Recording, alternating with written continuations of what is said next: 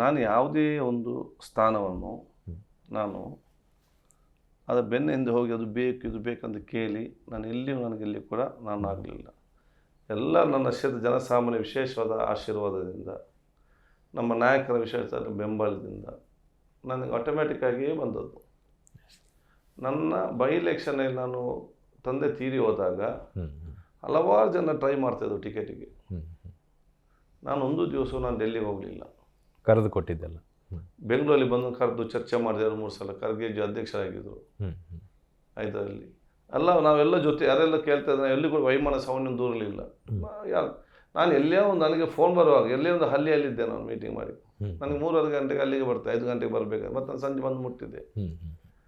ನಾನು ಸಿದ್ದರಾಮಯ್ಯ ಸರ್ಕಾರ ಸಚಿವ ಆದಾಗ ನಾನು ಎಲ್ಲಿಯೂ ಕೂಡ ಹೋಗಿ ಕೊಡಿ ಅಂತ ನಾನು ಕೇಳಲಿಲ್ಲ. ನಾನು ಬರೀ ವಿಶ್ ಮಾಡಿ ನಾನು ಬಂದೆ.